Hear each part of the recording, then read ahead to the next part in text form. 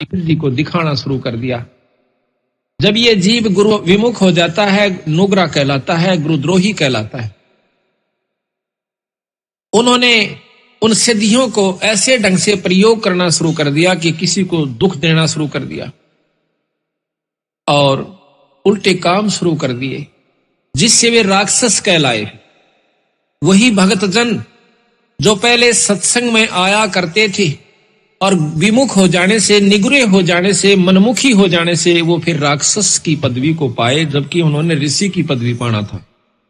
गरीबदास जी महाराज कहते हैं, संगत माहे कुसंगत उपजय, जैसे बन में बांस और अप्पा घिस घिस आग लगा दें, कर दें बनखंड का भी नाश। फिर उन्होंने ऋषियों से भी दुश्मनी मोल ले ली, लड़ाई झगड़े होने करने शुरू कर दिए, उनकी यज्ञों को फेल करना शुरू कर दिया, उनके हवनों में विध्वंस करना शुरू कर दिया, फिर वो राक्षस बन जाते हैं। तो हम बंदी छोड़ के नाम के मंत्र के जाप करते रहने से आप सभी भक्तों में जबान सिद्धि आ जाएगी। कुछ दिनों के बाद आप छोटी मोटी कोई बात कह दिया करोगे, वह पार हो जाया करेगी। आप ये समझोगे कि हमने तो बहुत कुछ पा लिया, और फिर आप महंत बन जाओगे, जो कि आपके प्रथम नाश का कारण होगा। महाराज कहते हैं, शब्द महल में सिद्ध 24 अंश बिछोड़े विश्व 20। हमारे नाम के मंत्र में 24 सिद्धियां आ जाएंगी, 24 सिद्धियां। और कहते हैं उन सिद्धियों से क्या होगा कि आप लोग ये समझोगे कि अब हमारे बराबर कोई नहीं रहा, मैंने उपलब्धि होगी। वो कुछ भी नहीं हुआ। किसी की भैंस का झाड़ा ला दोगे, वह दूध दे देगी। किसी का हाथ फेर दोगे, छोटा मोटा बुखार ठीक हो जाएगा। पर ऐसा मत करना। यही कारण है हमारा डूब जाने का। कभी ऐसा नहीं करा। उसको सतमार्ग देवे और अपने गुरु के पास लावे, उसको उपदेश दिलवावे, उसको मर्यादा बतावे, आप भी मर्यादा में रहे, और फिर उसका भी आत्म कल्याण करवा दे। ठीक है, छोटा मोटा लाभ दे सकते हैं, जैसे झाड़ा लावणीय भी दे देते हैं, उनको भी लाभ हो जाता है, लेकिन दोनों नरक में जाएंगे। जो झाड़ा लवा गया वो भी, और लावस है वो भी। झाड़ा लवाणीय ने थोड़ी सी देर रिलीफ हो गया, एक दुख, छोटा सा दुख हो गया, सुख हुआ, आगे बाकी कुत्ते गधे की जुनी ज्यों की जो उसकी तैयार से। इसी प्रकार वो झाड़े लावणीय की अपनी कमाई ने वो खोण लग रहा से, और फिर वो कुत्ते की जुनी में चला जाओगा। तो संतों ने यही बताने की कोशिश की है गरीबदास जी ने हमारे को, कि प्रथम तो आप भक्ति कर दे को ना, और लग जाते हो तो फिर उसको निभाते को ना। जब तक आप निभाओगे नहीं, यानी मर्यादा में नहीं चलोगे, तब तक आपको उपलब्धि कोई नहीं होगी। इन बातों को सत्संग में याद दिलाया जाता है। सत्संग में आकर के नाम लेवे, नाम लेकर के फिर मर्यादा में रहे। सबसे पहला गुरु मर्यादा बताई संतों ने, कि इससे विमुख हुआ जीव फिर कभी उभर कर नहीं आता। तो ये सब ज्ञान सत्संग से होता है। सत्संग संतों की कृपा से आपको उपलब्ध होता है। जब आप सत्संग में आओगे, संतों की शरण में आओगे, तो आपको बहुत कुछ जानकारी दी जाएगी, आत्म कल्याण की भी और मर्यादा में रहने की भी, और वो अमर मंत्र भी आपको समय आने पर दिया जाएगा। 24 सिद्धियों का थोड़ा सा वर्णन आपको बताते हैं जो गरीबदास जी ने किया है। शब्द महल में सिद्ध 24 अंश बिछोड़े विश्व 20।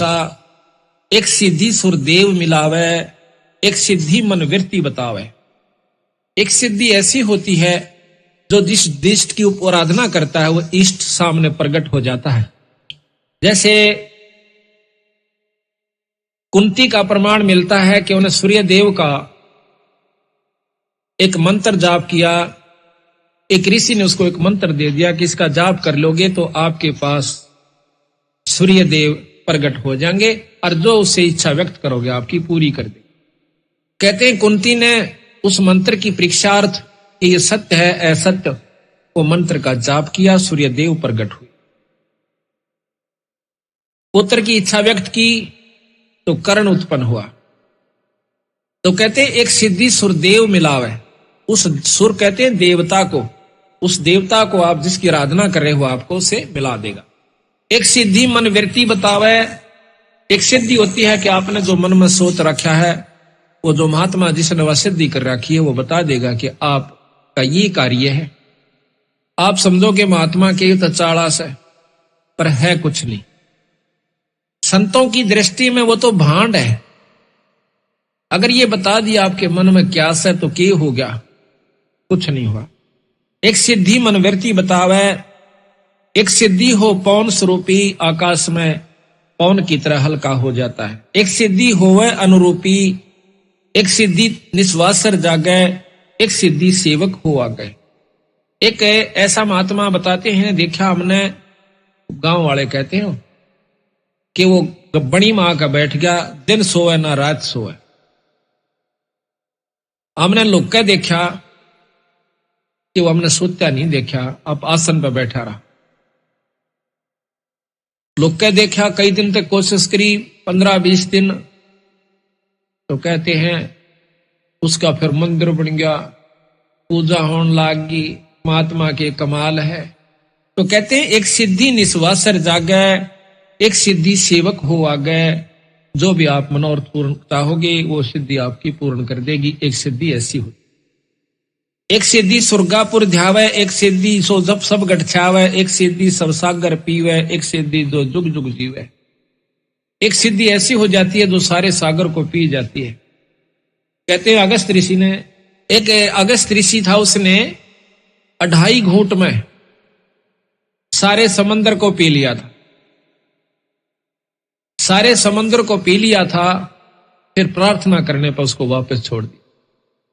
कहते हैं एक सिद्धि सब सागर पीवे, एक सिद्धि जो बहुयुग जीवे।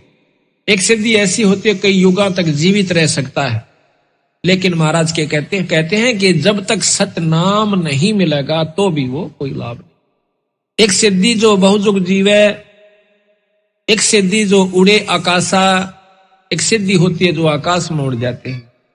एक सिद्धि परलोक के बासा, जैसे सुखदेव ऋषि दूसरे लोक में चले जाया करते थे।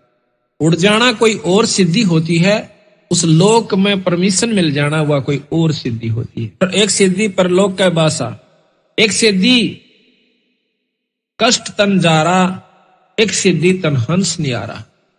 एक सिद्धि ऐसी होती है जो कि शरीर के कष्ट को दूर कर देता है। कई बताए ना को जाड़ न जाड़ दे है, ठीक हो जाती इससे को नहीं, लेकिन वो जाड़े जाड़ सके है, मुक्ति का साधन नहीं है। एक सिद्धि तन हंस नियारा, एक सिद्धि ऐसी होती है जो शरीर से न्यारा हो जाता है वो जीवात्मा, और सिद्ध वो शरीर अलग रहता है और वो अलग जाकर चोला धारण कर लेता है, उससे निकल जाता है, दूसरे में भी प्रवेश कर जाता है। एक सिद्धि तन हंस नियारा, एक सिद्धि जल डूब ना जाई, एक सिद्धि जल पैर न लाई। एक सिद्धि है पानी पर नहीं डूबता, ऊपर का चला जाता है, ये भी कोई लाभ नहीं बताया। पहले भी बताई थी आपको कि एक महात्मा ने सिद्धि कर ली, उसने दूसरे साथी ने महाराज का मार्गदर्शन मिल गया, कबीर साहब का। 2 गुरु भाई थे, एक ने तो अपने परंपरा से सिद्ध महात्मा का नाम लिया, वो सिद्ध हो गया। सिद्धि भी के हुई, सिर्फ पानी के ऊपर का नो चला जा, जैसे पृथ्वी पर चला गया। दूसरे ने नाम का जाप मिल गया, सतनाम की भक्ति मिल गई सतगुरु महाराज की। तो दोनों इकट्ठे होते हैं 10-12 वर्ष के बाद। तो जो सिद्ध से उसने नाम ले रखा था साधक से, वो अपने दूसरे साथी से मिला है कि आपने क्या प्राप्ति की। जो संतों का सेवक था, जिन्होंने नाम का जाप मिला था, वो कहने लगा भाई हमने तो बहुत कुछ प्राप्त किया। क्या किया कि नाम का सुमरन मिल गया, अपना जाप करते हैं। कहने लगा यूं भी कोई बात हुई कि और आपने क्या किया कि दिखाऊं कि दिखा। नहर के ऊपर दरिया को पार कर जाता है, जैसे थल पर चाल रहा हो, वापस आ जाता है। वो जो संतों का सेवक था, जिसको नाम मिला हुआ था, सतनाम मिला हुआ था, वो मजा हास्या उसकी बात न देख। कहने लगा देखा मेरी कमाई। वो कहने लगा जो संतों का सेवक था ने बोला भाई या तो 4 अन्य की कमाई सीखी तने 12 वर्ष में। 4 अन्य की कहा कि 2 अन्य में एक किस्ती वाला परे ले जाता और 2 अन्य में वापस ले आता। सारे 12 साल में तने यह कमाई करी 4 अन्य की। अरे भले पुरुष भक्ति मुक्ति होगी भगवान के नाम तक, और पूरे गुरु तो प्राप्त कर ले भाई। फिर उसने पूरी डिटेल समझाई उसको कि भाई ये तो बालका के खेल से, ये तो जादूगरी सबीरा, कुत्ते बनते नहीं बच सकते। महाराज कहते हैं सिद्ध नहीं, वो तो गधे हैं। जो इस तरह के साधक बने बैठे हैं वो सिद्ध नहीं है, वो तो गधे के रूप में है। आज कमाई कर ली 10-12 साल में, अगले साल में अब उसको दिखा दिखा कर खो चलेगा, फिर ज्यों का त्यों जाकर के नरक में पहुंच जाएगा, फिर गधा बन। तो यहां कहते हैं एक सिद्धि जल डूब ना जाई, एक सिद्धि जल पैर न लाई, एक सिद्धि बहुचोले धारा। एक ऐसी सिद्धि होती है कई रूप बना लेते हैं, और ऐसा महात्मा मिल जावे, ओहो कहना है क्या, फिर हम तो चक्कर काट जाए, मैंने वहां भी देखा था, अरे वहां भी देखा था। ये भी मुक्ति का रास्ता संतों ने नहीं बताया, केवल इस बात से। एक सिद्धि बहुचोले धारा, एक सिद्धि नितत विचार, एक सिद्धि पांचों तत् नीरम, एक सिद्धि जो बजर शरीर। एक सिद्धि ऐसी होती है जो पानी में पानी प्रवेश कर जाती है, ये बहुत ही कम संतों के पास होती है। अरबों में एक आध के पास पाओगी या सिद्धि जो कि पांचों तत् नीरम हो जाए, पानी बन जाए। एक सिद्धि जो बजर शरीरम, एक सिद्धि ऐसी होती है जो पत्थर का शरीर बना लेते हैं।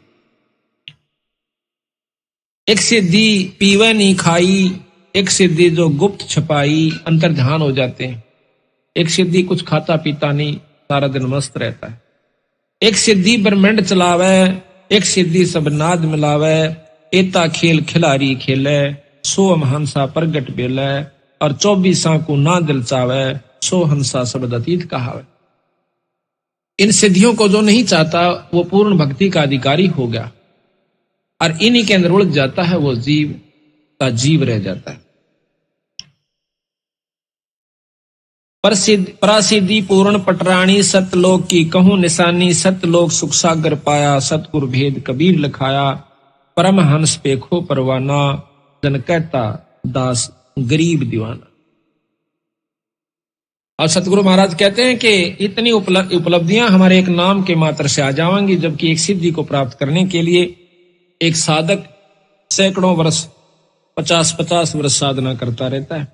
प्रार्थना यह है कि इस नाम के मात्र से आपको बहुत कुछ उपलब्धि होनी शुरू हो जाएंगी। जो बच्चे छोटी छोटी उम्र में आज लग गए सतगुरु के सच्चे नाम से, इनको बहुत लाभ होगा।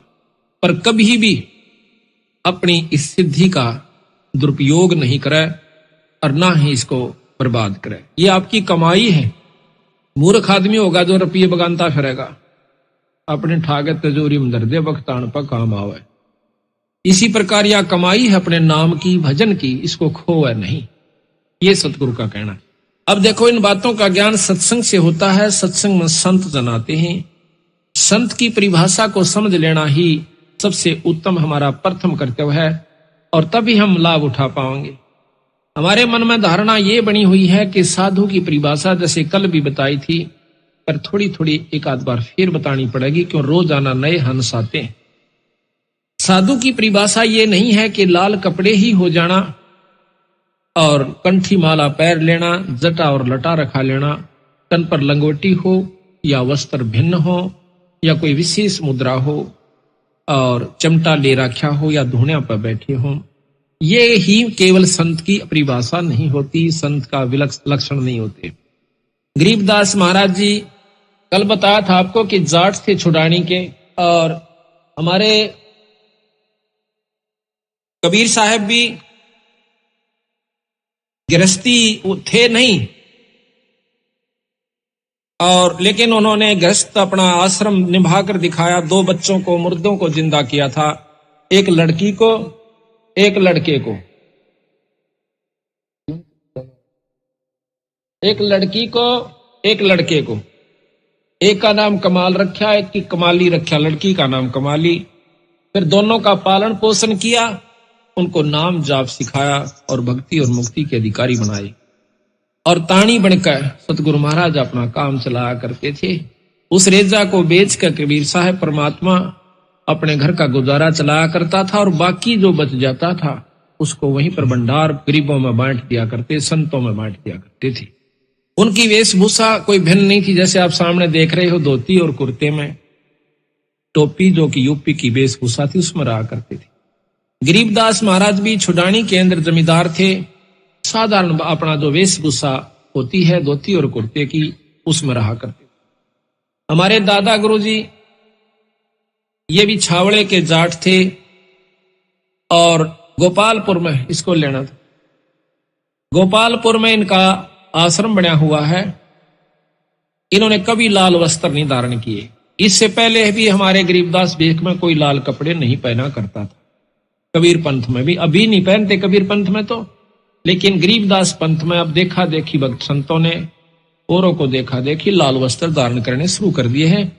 लेकिन इनकी आवश्यकता भी नहीं है और पहन भी लिए तो कोई बुरी चीज नहीं है अगर नाम सत्य है तो। सतनाम ठीक है और गुरु ठीक है, शब्द शक्ति उपलब्ध हो जाएगी। वस्त्र किसी भी हो, वस्त्र से परमात्मा पाने की कोई भी ये वो नहीं है कि ये इसी के कारण हमें ये पहचान नहीं है। परमात्मा इसे पाई हुई है जिसने लाल वस्त्र पहन लिए।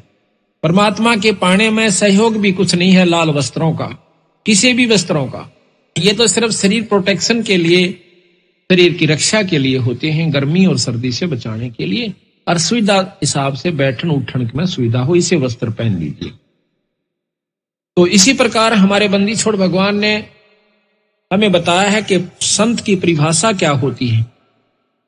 संत की परिभाषा है कि वो भगवान की भक्ति करे, सतनाम का जाप करे। गुरु नानक देव आपने देखे होंगे, उनके भी साधारण वेशभूषा जो कि पंजाब के उस समय के वहां के लोग पहना करते थे उसी में रहा करते। और किसी भी संत का आप उठाकर देख लीजिए। बाद में जो जिन्होंने अपनी मर्जी से वस्त्र पहनने शुरू कर दिए, शुरू में बताते हैं कि ये ऐसा प्रचलन चला कि सिद्ध पुरुषों ने जो साधना किया करते थे वो मौन बैठा करते थे और किसी ने बोलना नहीं होया करता था और बीच में छेड़ देते थे। कई भक्तजन उनसे बात करना चाहते थे तो उनको श्राप दे दिया करते थे। अब श्राप देने से भक्तों ने अर्ज करी, हाथ जोड़ने शुरू करे, महाराज ऐसे मत करा करो, हम दुखी हो जाते हैं। कहते थे कि हमें क्यों छेड़ते हैं जब हम साधना कर रहे हैं। तो किसी ने कहा कि आप कोई ऐसे वस्त्र धारण करा करो महाराज कि ताकि नो पता चल जाए कि आप साधक हो, ताकि आपको ना छेड़े। तो इन्होंने लाल वस्त्र अपने पहनने शुरू कर दिए। पहचान होगी कि ये साधक है, साधना कर रहा है। उसको कोई नहीं छोड़ता था, ना बोलते थे। अब उसकी दूसरा इसमें फला ये भी है कि उस समय ये गेरवे कपड़े जो हैं मैले कम होते हैं, सफेद कपड़े ज्यादा मैले होते हैं, वो बार बार धोने पड़ते हैं। इसको लेकर भी संतों ने अपने लाल वस्त्र पहनने शुरू कर दिए। बाकी वस्त्र की परमात्मा पाने में कोई सहयोग नहीं है, केवल अपनी सुविधा जैसी भी शरीर प्रोटेक्शन, बॉडी प्रोटेक्शन यानी शरीर की सुरक्षा के लिए किसी भी वस्त्र पहनिए, पर मर्यादा ठीक हो, नियम ठीक हो, आपकी आस्था ठीक हो, आपके विचार ठीक हो, भक्ति आप कीजिए, किसी व्यवस्था में कीजिए। आप खेत में काम करते हुए कीजिए, आप घर पे काम करते हुए कीजिए, आप अपने दफ्तर में कीजिए, अपनी दुकान पर कीजिए, अपनी मजदूरी कर रहे तो कीजिए। ईश्वर के नाम का जाप करने से आपके अंतःकरण के अंदर एक तो सफाई आवेगी।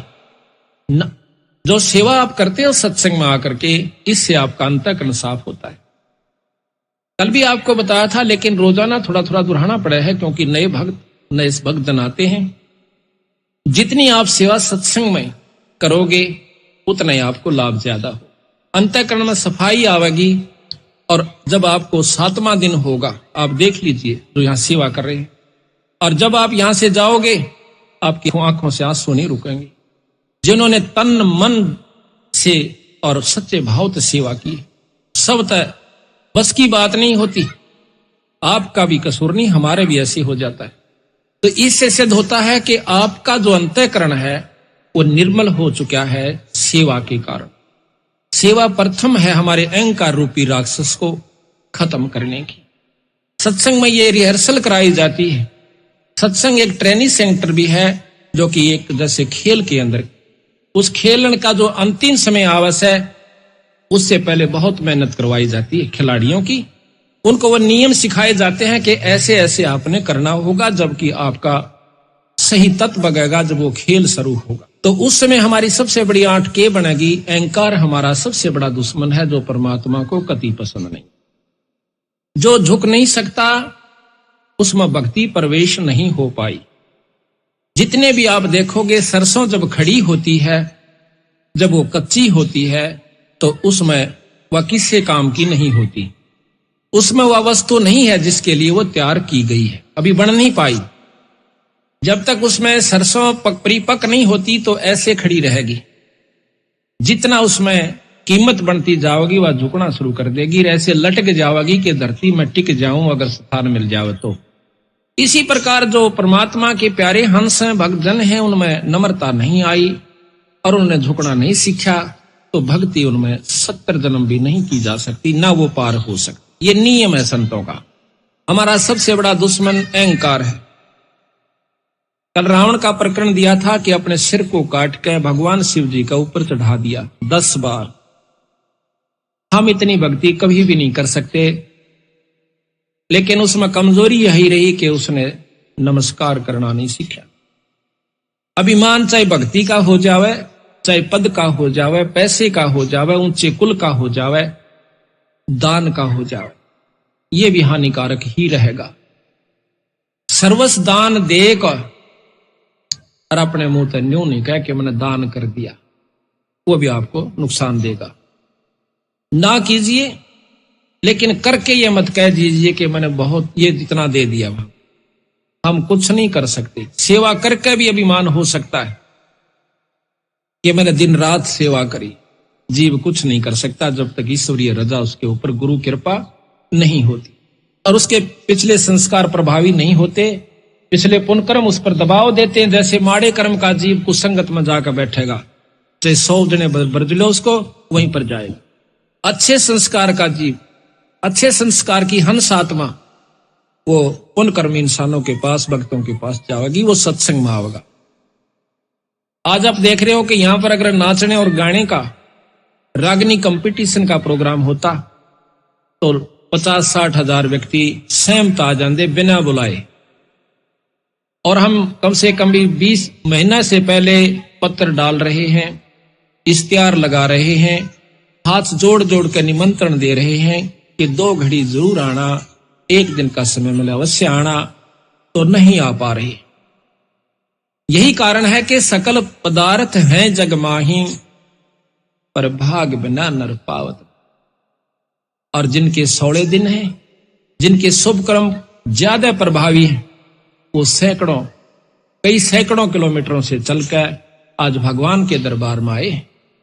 और कल कितनी सर्दी थी, छोटे छोटे मासूम बच्चों को लेकर अपनी गोदी में आज भगवान के दरबार में आए। ऐसा क्यों? क्योंकि उनके पुण्य कर्म लाए हैं। और जिनके माड़े कर्म है वो मनमाने को रिश्तेदार आ जा और उन ले जावा कि कह देगा भैंस मोल लेनी से मैंने दिवा कर ला। अब शर्म के मारे, लोग लिहाज के मारे उसकी गेल ऋषि बूंदी सर्दी में और किरा कई जगह गोबर में 5-10 वाया आवेगा और 1 हफ्ते में गेला छोड़ है वो उसका, उसमें खुश होगा क्योंकि उसके भाग ही ऐसे हैं। उसकी सच्ची लगन नहीं बनी, भाग अपने हाथ होते हैं बनाने कुछ। अपनी सच्ची तड़फ बनावे परमात्मा, आज तक बुलाइयो मालिक। जब ईश्वर रजा करेंगे आपकी सच्ची तड़फ को देखकर आपको समय भी देंगे, आपको हौसला भी देंगे, आपको छुट्टी भी देंगे। इस काल के कोल्लू मत है, ये आपका काम खत्म नहीं हो सकता। हम चले जाएंगे पर काम जो का तो बाकी छोड़ जाएंगे, चाहे कितनी व्यवस्था बनाकर चले जाइयो, ये खत्म नहीं हो सकता। तो संतों ने कहा है कि इसमें से थोड़ा सा जरूर निकालना पड़ेगा। थोड़ा सा समय दुख पाओ चाहे सुख पाओ, आप कितना ही जरूरी कार्य है एक बार छोड़ कर देखो ईश्वर के नाम पर, और फिर उसका जाकर देखना कि वो आपका होया पावस है या उसमें नुकसान होता है कि लाभ होश है। आपको ऐसे ऐसे प्रमाण हम हमारे भक्तों के बताएंगे कि आप हैरान रह जाओगे। जो सत्संग में आए वो गए हैं तो उनका काम होया पाया। छोटे छोटे काम तो छोटे ही होते हैं जो 8 बना दे और वही पूरे हो जाते विश्वास बना दे। सतगुरु महाराज में बहुत बड़ी कृपा है। बंदी छोड़ कबीर साहब में ये अनंत करोड़ ब्रह्मांड के परमात्मा है। अब इनको हम समझ नहीं पाए। क्यों नहीं समझ पाए? क्योंकि हम हिंदू होने के नाते तो अपने 3 लोक के परमात्माओं की गाथाओं में ही हम मस्त रहे। बचपन से वही गाथाएं सुनी, उन्हीं की कथाएं सुनी, उन्हीं के परिचय सुने, उन्हीं के चमत्कार सुने और हमने मान लिया कि ये पूर्ण यही शक्तियां है। फिर उनकी जैसा भी हमने ज्ञान था, उनकी भी अगर हम सतमार्ग से भक्ति करें, सद्भाव से, तो कुछ प्राप्ति, कुछ लाभ वो भी दे सकते। कल भी बताया था आपको, जितनी जिस भी परमात्मा में जितनी शक्ति है उतना अवश्य आपको लाभ दे। किसी देव का आसरा है तो उतना लाभ अवश्य देगा।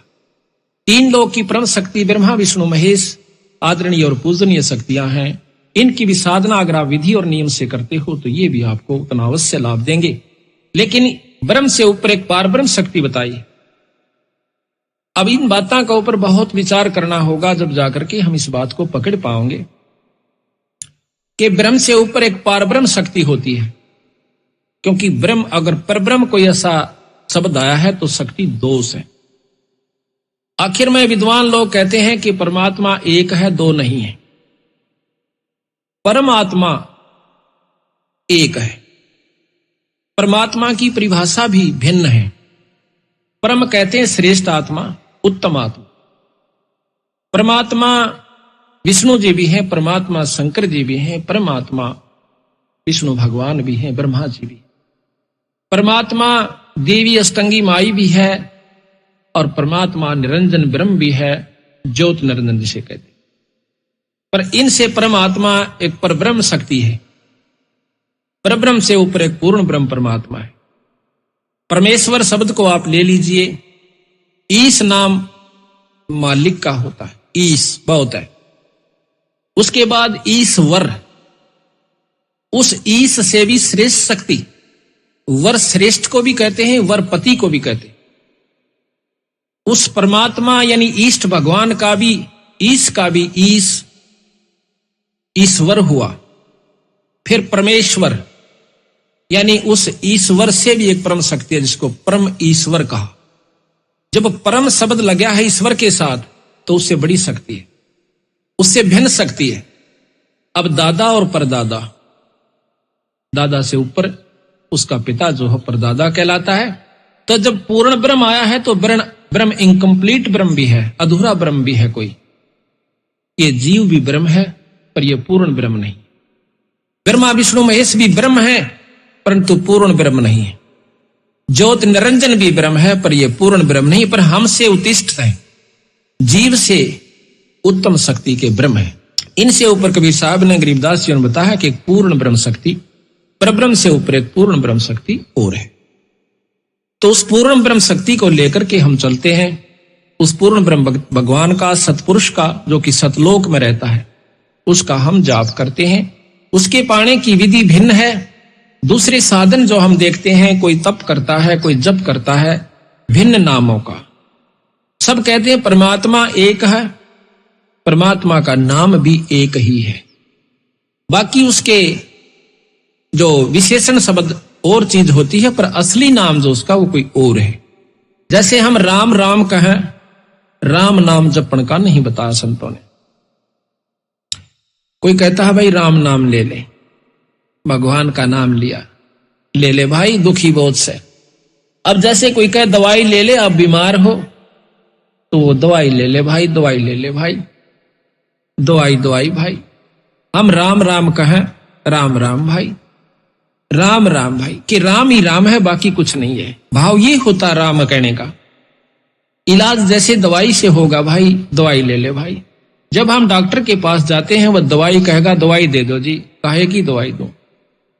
इसी प्रकार जब आप संत के पास जाओगे, वो कहेगा कि राम नाम दे दो, मने नाम ले भाई। उस राम का नाम अलग है, दवाई का नंबर अलग है, दवाई का केमिकल अलग है।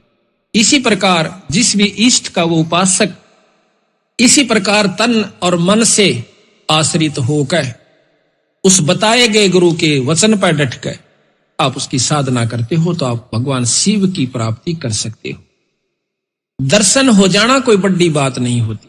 अब यहां पर इतना लंबा विवरण है इस एक उपलब्धि को पाने के लिए किसी भी इष्ट का। दर्शन हो जाना कोई बड़ी बात नहीं है, लेकिन वह स्थान पाना, अमरत्व पाना, ये अलग भिन्न वस्तु है। कहते हैं 108 जन्म पार्वती माता के हो लिए थे। 108वें जन्म में नारद जी मिलते हैं, कहते हैं हे माई, हे सती जी, आप अभी जन्म और मरण के चक्कर से नहीं बच पाई। वो कहने लगे भाई कि ऋषि जी, जन्म और मरण का चक्कर खत्म हो सकता है? तक हो सकता है। दवाई कहां मिला है? भगवान शंकर के पास, शिव जी के पास। उनके पास एक अमर मंत्र है, अमोघ मंत्र है, जो आपको दे दें, आप नियम से जाप करोगे तो आप अमर हो जाओ। एक बार तो असमंजस में पड़ जाती है कि नारद की बात कुछ जची नहीं। तो नारद जी समझ गए कि माई का भी बात समझ में आई नहीं, ये विश्वास नहीं कर रही। कहते हैं कि आपके 107 जन्म हो चुके, 108वां जन्म हुआ है और आप मर जाते हो। भगवान शंकर जो है आपके रुंड को, सिर को काट कर माला बना लेते। अब उसने सोचा कि वो जो रुंड माला है वो मेरी है, कहां आपकी है? बहुत पछताती है कि ये क्या कारण हुआ कि मैं मर जाऊं और मेरे को जान से भी प्रिय समझते हैं भगवान शंकर। तो नारद ये संभव नहीं लग रहा। तो नारद जी कहते हैं कि अभी तक आप उसको अपना पति समझ रहे हो, आपने उसको परमात्मा नहीं जाना। आप उसको परमात्मा जान के भक्ति करोगे, आपका भाव भी भिन्न होगा, आपके अंदर कसक भी न्यारी हो। अब इस बात को सुनकर पार्वती के सारे शरीर में सरनाट उठा। जाकर के जब प्रतिदिन महल में आया करते थे शिव भगवान, तो उसका कुछ और विचार भाव होया करता था, जैसे पत्नी का होया करे। लेकिन उस दिन वो देखा है कि आज तो इसकी आत्मा भिन्न है, चरणों में चिपट जाती है, रोती है पड़कर चरणों में, कहती भगवान मुझ पापनी पर ऐसा कौन सा दुष्कर्म हुआ, मेरे में ऐसी कौन सी कसूर रहा मेरे अंदर परमात्मा, कि आपने मेरे को अपनी आंखों का आगे मरते हुए देखते रहे और आपके पास अनमोल मंत्र है। तो कहने लगे वह शंकर भगवान कि पार्वती, ये तेरे विचार तक हो ना, ये बताइए आपको बताया किसने कि आज मुझे नारद जी मिले थे? ओहो, आंखों से पानी नहीं रुक रहा पार्वती का और कहते मालिक मैं पापनी हूं, मैं नीच आत्मा हूं, अवश्य मेरे से कोई ऐसा गलत व्यवहार आपसे हुआ होगा जिसके कारण आपने मुझे ये मंत्र देने के काबिल नहीं समझा हो। फिर कहते हैं भगवान शंकर उनके सिर पर हाथ रख के कि पार्वती, ये इतनी अनमोल वस्तु है, ये आम व्यक्ति को नहीं बताई जा सकती जब तक ये अधिकारी नहीं हो जाता। गरीबदास जी महाराज कहते हैं कि जब तक सीप का मुंह बंद होता है, से सारा सामन बरस जावे, उसमें मोती नहीं बन सकते। जब उसका मुंह खुल जाएगा, एक बूंद बहुत होती है। अगर आप में या कसक नहीं उत्पन्न होती तो मैं रोज कथा सुना देता, रोज आपको ये मंत्र सुनाता, आपका कोई असर नहीं होना था। आज आपकी आत्मा का वो सीप रूपी मुंह यानी कसक खुल चुकी है। आज मैं ये मंत्र आपको सुनाऊंगा, आप में जगह बन गई है, अब मैं आपको मंत्र। ये लंबा प्रकरण है। फिर उनको वो नाम दिया और पार्वती अमर हुई। उस नाम के जाप किया उसने डट के, और फिर वो पार्वती आज शिव जी भगवान के साथ जितना अमृतव वो दे सकते हैं। देखो यहां ये नहीं भूलना आपने कि वो कितना अमृतव दे सकते हैं। आप पढ़ते हो रोजाना कि दास गरीब दब शिव का ध्यान, भक्ति मुक्ति जिन दीनी दान। इतनी मुक्ति दे सकते हैं जब तक शंकर भगवान से, तब तक पार्वती उनके साथ रहे। जब शिव भगवान खत्म होंगे, पार्वती भी मर जाएगी और फिर दोबारा जन्म होगा। ऐसा प्रमाण मिलता है कि कहते हैं 14 इंद्र मर जाते हैं जब एक ब्रह्मा मरता है। एक इंद्र की आयु है कि 288 युग तक जीवित रहता है। 14 इंद्र मरने के बाद एक ब्रह्मा मरता है, 7 इंद्र मर जाते हैं, ब्रह्मा मर जाते हैं जब एक विष्णु समाप्त होता है, और 7 विष्णु समाप्त हो जाते हैं जब एक रुद्र यानी शिव खत्म होता है, शंकर मर जाता है। तो ये प्रमाण मिलते हैं। फिर लिखा है कि जब महाप्रलय होती है, पृथ्वी तत्व को जल तत्व खत्म कर देगा, जल तत्व को अग्नि तत्व, अग्नि को वायु, वायु को आकाश अपने अंदर समा लेगा, और फिर आकाश को ओंकार निरंजन ब्रह्म अपने अंदर समा लेगा, ब्रह्म को पार ब्रह्म यानी अवगित पुरुष अपने अंदर समा लेगा। कुछ युगों समय के बाद फिर ये दोबारा सृष्टि रची जाएगी। फिर इसी प्रकार सतयुग त्रेता द्वापर फिर यह युग और जीव शुरू हो जाएंगे। दोबारा फिर वो जीव रूप में आएंगे, फिर भक्ति साधना करेंगे, फिर अपने लोकों को प्राप्त करेंगे। चाहे राष्ट्रपति का लड़का हो, सकून में आना पड़ेगा और उसने अपनी वो साधना, वो भक्ति यानी वो शिक्षा प्राप्त करके वो उस पोस्ट को प्राप्त कर पाओगा, अन्यथा नहीं। इसी प्रकार यहां पर इन परमात्माओं ने भी आना पड़ा, फिर भक्ति करी और फिर यहां पर ये देव ऋषि पैदा करके ये अपने लोक में चले गए। तो इसी प्रकार सतगुरु महाराज ने हमें बताने की कोशिश की है कि हम कहां ले आ रहे थे बात को, कि अहंकार रूपी राक्षस हमारा सबसे बड़ा दुश्मन है। हाँ, तो दर्शन हो जाने मात्र से, क्योंकि पार्वती तो 168 साल उसके साथ रही, युग जन्म 107 जन्म तो पूरे व्यतीत करके गई, वह शिव जी भगवान के साथ रही, दर्शन भी किए, सारे काम हुए, पर मुक्ति नहीं हुई। मुक्ति स्वघोग अमोघ मंत्र से होगी, उस नाम से होगी, अगर वो उस संत के पास उसका होगा। तो कहते हैं, तो इसमें जो हमें किसी भी इष्ट की हम साधना करते हैं, प्रथम हमारे 8 जो बनती है वो अहंकार की बनती है। रावण के अंदर अहंकार इतना था कि उसने नमन करना नहीं सीखा, भक्ति खूब करी, दान भी किया, तप भी किए, सिर भी चढ़ा देना कोई बच्चों का खेल नहीं है, पर सिर चढ़ाना कोई काटन तय मतलब नहीं है। संतों का सिर चढ़ाना झुका देना, और गुरु की आज्ञा आवही, गुरु की आज्ञा जा, कहे कबीर सो संत है, फिर आवागमन नशा। यानी गुरु को बहुत महत्व दिया सतगुरु महाराज। अब यहां गुरु क्या सिखाता है, प्रथम के लंबी दंडौत कीजिए। अगर ऐसा नहीं करता है तो अधिकारी नहीं हो पाएगा, चाहे हम कितनी अच्छी पोस्ट पे हैं, चाहे एसपी सिलेक्ट हुए और जाकर ट्रेनिंग सेंटर में जाते हैं, उनको पूरा रिहर्सल करवाया जाता है, लंबी क्रॉलिंग भी करवाई जाती है, लंबा सारा जो भी उनकी प्रक्रिया वो सारी करनी पड़ती है, फिर जाकर के वो अधिकारी बनता है। अगर वो ऐसा नहीं करता तो वहां फेल हो जाता है। इसी प्रकार यहां पर आने के बाद हमने वो रिहर्सल जो गुरु बताया होगा करनी पड़ेगी। अगर ऐसा आप नहीं करते हो तो आप उससे क्षेत्र के अधिकारी नहीं हो। तो यहां पर सबसे पहला अहंकार रूपी राक्षस खत्म करने का एकमात्र रास्ता है कि हम अपने आप को दंडोत प्रणाम करें, अपने गुरु के सामने, संतों के सामने, और साथ में अपने पूर्ण ब्रह्म परमात्मा इस ग्रंथ साहब के सामने। अभी आपको बताएंगे, कई भाई कहते हैं कि ये तो एक मूर्ति पूजा करते हो आप, दंडोत कर देना इस जड़ के सामने, इसका वर्णन देंगे। पहले हम आपको अहंकार का एक थोड़ा सा उदाहरण सुनाते हैं। गरीबदास महाराज कहते हैं कि ये रिहर्सल करते करते भी ये राक्षस अहंकार खड़ा हो जाता है। दंडोत प्रणाम करते करते, नम्रता बरतते बरते भी ये कहीं ना कहीं हमारे को ले डूबने की कोशिश कर लेता है। अगर जो नहीं करते उनके लाकी बने। एक अजाजील नाम के बहुत बड़े साधु हुए, संत, उनके गुरु ने बताया कि बेटा साधना करा कर और बंदगी किया कर, बंदगी से एक यज्ञ का काम करती है, एक यज्ञ प्रणाम की होती है, प्रणाम करना भी एक यज्ञ में आ जाता है। कहते उसने 11 अरब बंदगी करी जब वो विष्णु धाम में जाता है, क्योंकि विष्णु का उपासक उनका संत। विष्णु धाम में जब जाते हैं तो वहां जाकर के क्या देखता है विष्णु भगवान के, भाई छोरे ने कमाई बहुत करी पर इसकी परीक्षा ले। कहता है आओ संत जी। भगवान विष्णु कहते आपने तो बहुत ज्यादा कमाई की। कहा महाराज बहुत हुई। भाई एक काम करें, क्या कि आप अपनी शक्ति से एक मनुष्य बनाइए। कि मैं बना सकता हूं? अक बना सकते हो। कैसे? आप कहो कि मनुष्य भव है। उसने फट कहा मनुष्य भव है। एक 16 साल का जवान लड़का बहुत खूबसूरत और बन जाता है और साथ में खड़ा हो जाता।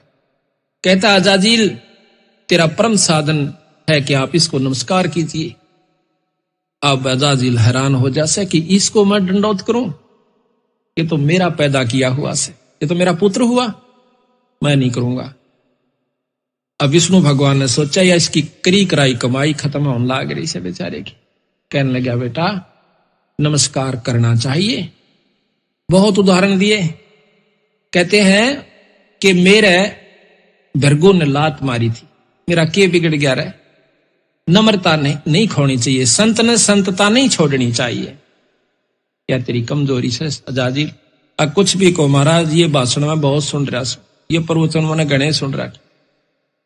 ये अहंकार रूपी राक्षस अंत समय में भी खड़ा हो गया, जबकि उसने इतना अभिमान, इतना नम्रता पूर्वक इतनी बंदगी की थी। भगवान विष्णु ने सोचा कि इसकी करी कराई कमाई जाओ बेचारे की। एक ऐसा द्वार बना हुआ था जिसमें झुक के जाना पड़ता था दूसरी तरफ में। उस लड़के को कहा कि आप परे चले जाइए। वो लड़का परे चला गया। कहने लगे आजा अजाजिल, इधर घूम कर आते हैं, स्वर्ग दिखाऊं तूने। अजाजिल विष्णु भगवान समेत मुकुट और चक्र सुदर्शन के ऐसे नीचा होकर के गर्दन झुका के और परली तरफ चला जाता, पर अजाजिल नहीं झुकता। कहने लगा मैं जानू हूं तू छलिया है, तेरे छल में को नहीं आऊं। अब वहां पर वो अहंकार इतना आकड़ गया, अब क्या करे। वो चाहते थे कि यू एक बार न्यू भी करके निकला मैं फिर भी इसने पास कर दूंगा, पर नहीं हो पाता। कहता जा बेटा तेरे कैसे 300 कूतरू आओ यहाँ पर और गधे की जूनी में जा। वहीं पर महाराज कहते हैं अजाजिल की बंदगी पल मां ही बहाई, एक पल में वह करी कराई कमाई उसकी सत्यानाश हो गया। तो इस प्रकार जब हम करते करते भी इतना अहंकार हमारे अंदर हो सके है, जो ना करते उनके ला के बनेगी, ये आप विचार कर लीजिए। तो हमने इस 5 तत्व के पुतले को 5 तत्व का ही जानना होगा। हम इसको शरीर मान बैठे, हम इसको अपना नाम देकर के संबोधित कर रहे हैं कि मैं वो हूं, पर हम ये है नहीं जो हमने दिख रहा है। ये 5 तत्व का पुतला माटी का है और माटी में मिल जाएगा। समय दूसरी बात से कब आवश्यक। कबीर साहब कहते हैं कि साथी हमारे चले गए हम भी चालन हारे, भाई कागज में बाकी रही तात लागरी वारे। साथी हमारे चले गए, हम भी चालन वाले से, पर हमारे कागज में बरहरी से थोड़ी बहुत कमी, आप अड़त गोली हो जाएंगे। तो जब जाना यहां से और फिर कमाई नहीं बनी तो भाई कोई फायदा नहीं, यहां पर चाहे चक्रवर्ती राजा होकर चला जा। गरीबदास जी महाराज कहते हैं पृथ्वीपति चकवे गए जिनके चक्र चलंत, रावण श्री के कौन गए इसे जालिए अनंत। जिन्होंने सतमार्ग नहीं पाया, जिनको पूरा गुरु नहीं मिला और सच्चा मार्गदर्शन नहीं हुआ और डट कर भक्ति नहीं बनी, तो कुछ काम नहीं आओगा। यहां पर चाहे सारी पृथ्वी पर राजा होकर चला जा। गरीबदास जी महाराज कहते हैं कि अगम निगम को खोज ले तू बुद्धि विवेक विचार, उदय अस्त का राज मिले तो बिना नाम बेगार। उदय अस्त जहां से सूर्य उदय हो और अस्त जहां छपाए, अर्थात सारी पृथ्वी का राजा भी हो जाए, अगर भक्ति नहीं बनी तो ये राज भी बेगार होती। बेगार को बहुत अच्छी तरह समझते हो, जिसमें अन्ना एक मिलानी डोल घनी हो, उसको बेगार कहते।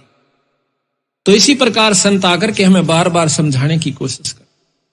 जैसा आपको सबसे पहले बताया था कि ये संतों की कृपा से हमें ज्ञान होता है और गुरु का इसमें सबसे बड़ा महत्व सतगुरु महाराज। प्रथम तो हम भक्ति मार्ग पर लगते नहीं, और लगते हैं तब मनमुखी हो जाते हैं। मनमुखी होने तब बात नहीं बनती। अभी आपको बताया था कि जो साधक थे वो मनमुखी हो गए, वो राक्षस बन गए। अपने हिसाब से साधना करनी शुरू कर दी, अपने हिसाब से चलना शुरू कर दिया, जिसके कारण वो अपनी भक्ति को भी नष्ट कर गए और अपने आप को सत्यानाश करके चले गए। उस समय उनको महसूस नहीं होता, उस समय तो वह सोचते हैं तू बहुत कुछ कर रहा है। तो इसी प्रकार हम आपको विशेष रूप से समझाने की कोशिश करेंगे, क्योंकि हमारा कोई स्वार्थ नहीं है आपसे, परमार्थ जरूर है। हमने इस बात का पता चला तभी हम इस मार्ग को अपनाया और इस रास्ते को अपना करके चले, और जिसका परिणाम यह हुआ कि आज 10-15 हजार भक्त आत्माएं जो कि कति नरक में डूबी हुई थी, आज सतगुरु शरण में आकर आज उनकी फुलवाड़ी सी खिली हुई से सारे परिवार की। दारू छोड़ दी उस परिवार ने, हुक्का तमाकू सिगरेट छोड़ दिया।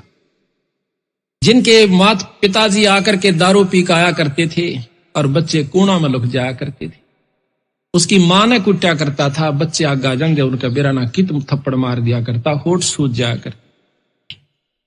पिता ने आकर अपने बच्चों को छाती के लगाना होता है, वो दुष्ट आत्मा उनको कुट्या करते थे उस पानी को पी करके, कड़वे पानी को पीकर।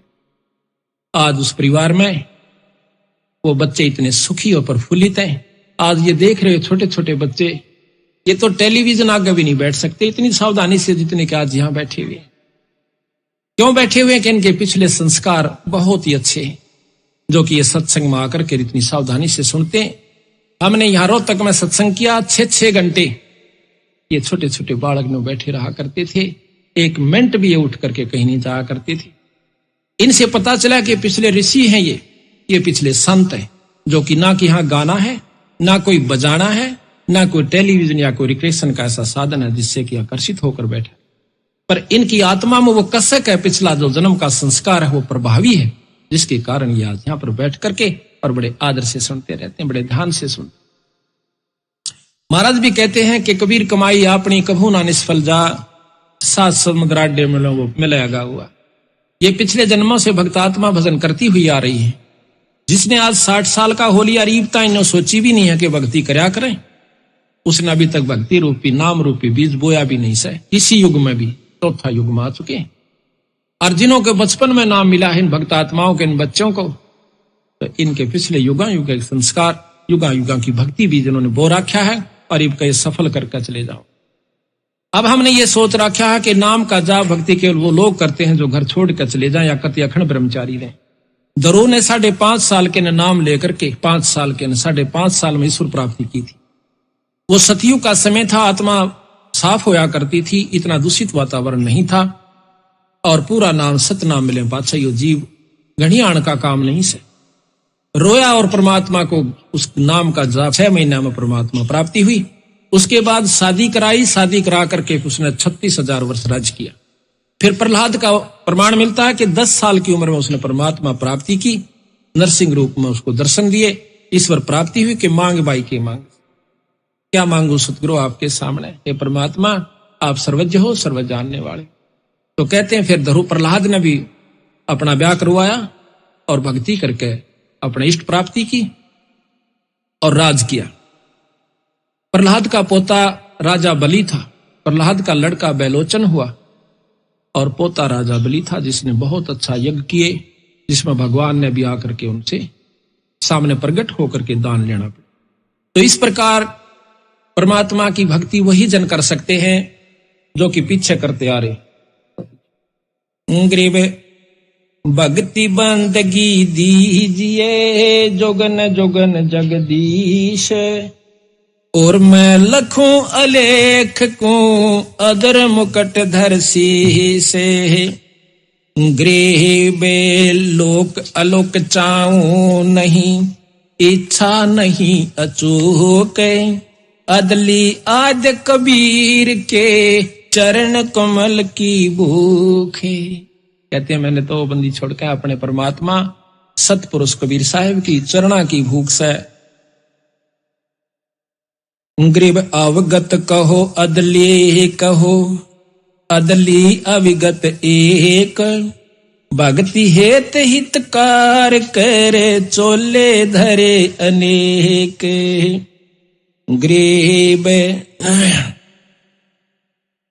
बांदी जाम गुलाम है, खाने जाद खरीद, अनहदपुर में ले गए मिले दीद बर दीद। तो इस प्रकार जब हम संतां की शरण में आते हैं तो हमें लाभ मिलता है। तो पहली कड़ी आपको बताई थी कि गुरु होता है। अब आपको एक थोड़ी सी कथा सुनाएंगे, बहुत विस्तृत, और जिसके अंदर आपको कई शिक्षाएं मिलेंगी। ये कथाएं कैण सुनन की कोना, कल भी आपको बताया था ये बात कैण सुनन की ना से कर पाड़ने की है। अभी आपको कबीर साहब के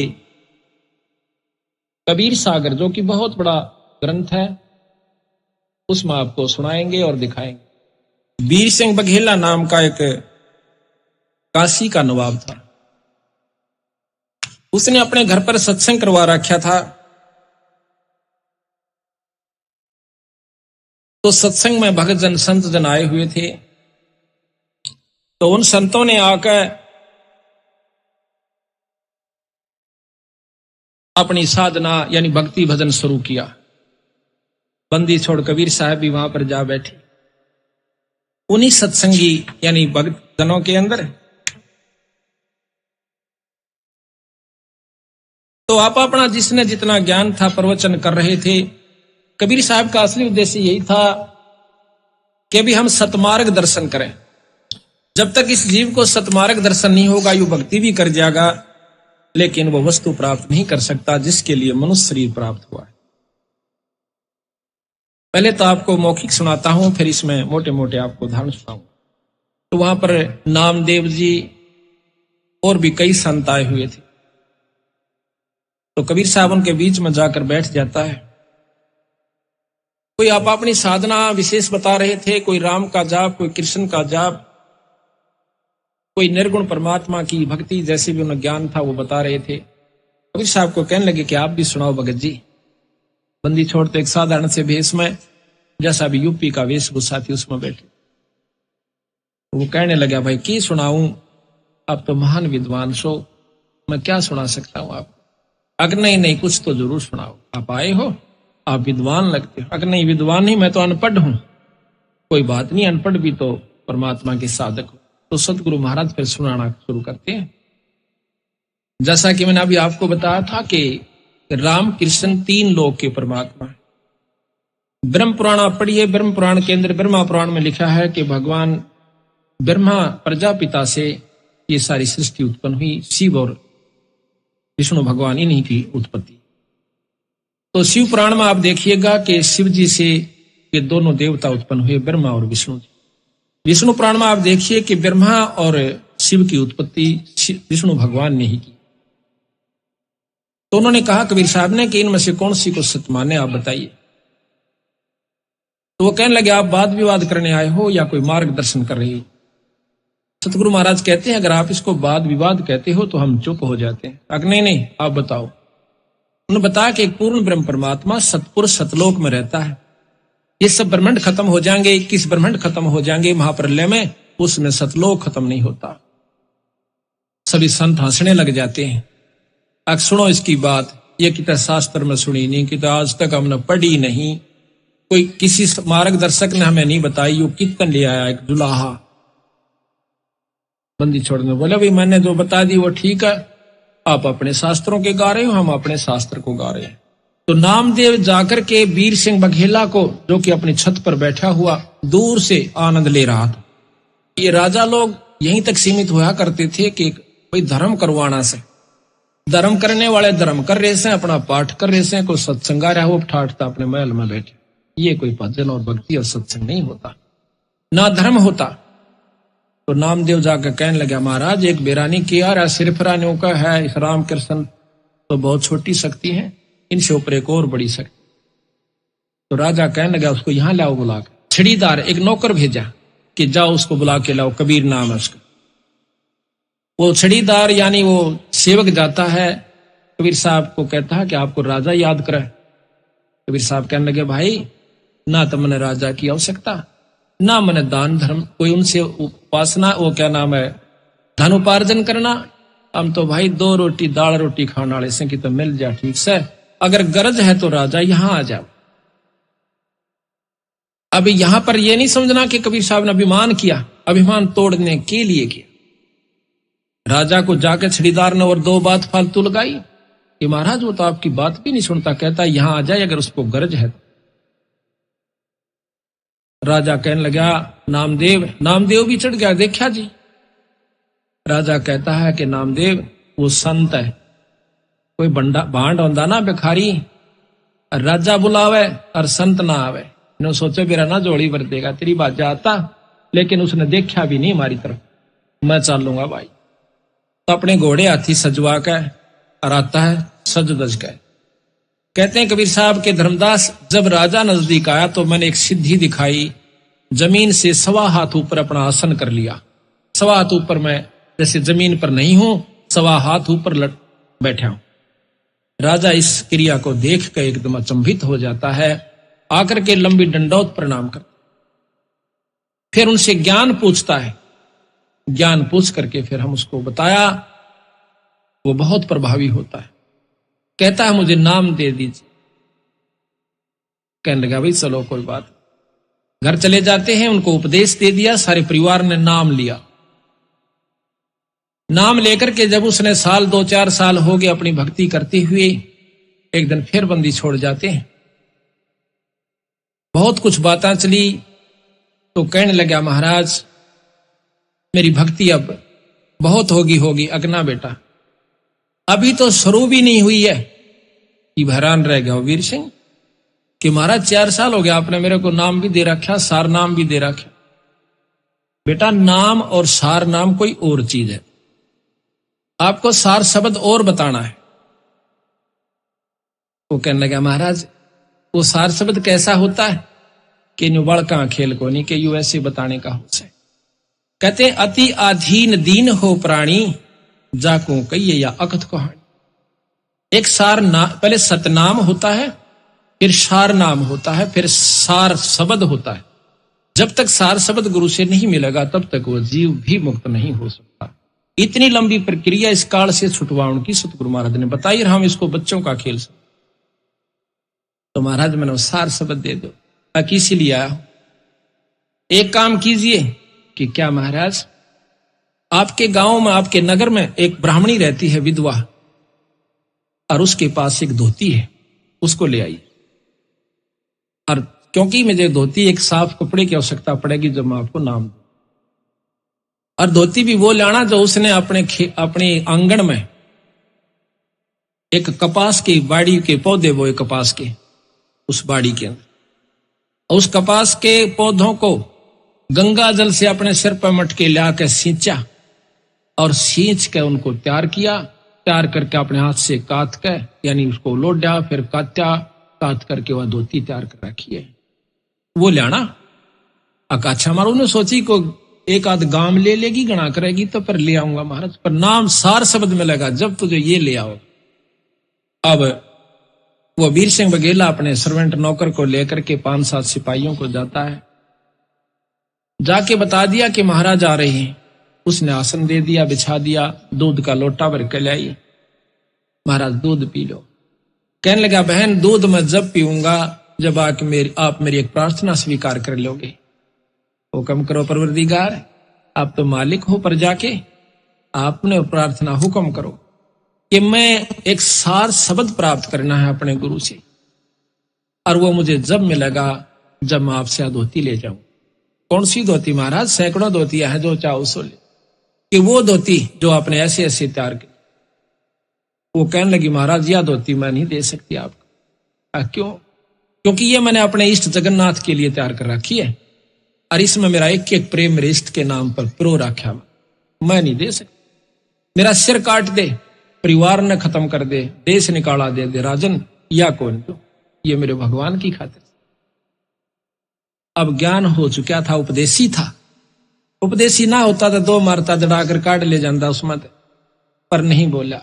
यही होता है, ज्ञानी और अज्ञानी के अंदर अंतर हो जाता है जब सत्संगी हो जाता है। महाराज कहते हैं कि राजा योगी एक सुनो रे झुमकरा। जिसके घर में, जिसके अंतःकरण में तत्व भेद हो जाता है, उसमें राजा में और योगी में कोई अंतर नहीं रहता। तो उस समय मायूस हो कहने बोला, बहन मेरे खोटे कर्म से बहुत दुष्ट आत्मा सु मैं। प्रथम तो राम नाम की सोचो नहीं था, और ये सोची है तो मैंने अब फिर मेरा जीवन अधूरा रह गया। आंखों में आंसू भरे आया और उठकर चल पड़ता है। आके बंदी छोड़ से कहता है, सतगुरु महानीच आत्मा सु मैं। क्या बात हुई भाई? कि महाराज ऐसे ऐसे उसने कहा कि ये धोती मैं अपने इष्ट के लिए तैयार कर रखी है, मैं आपको नहीं दे सकती, चाहे सिर काट दो। बंदी छोड़ महापापी जीव सो हो सकता है इसी जन्म में फिर सूत बैठे। ऐसे कर बैठ जाता मायूस होकर सतगुरु के चरणों में।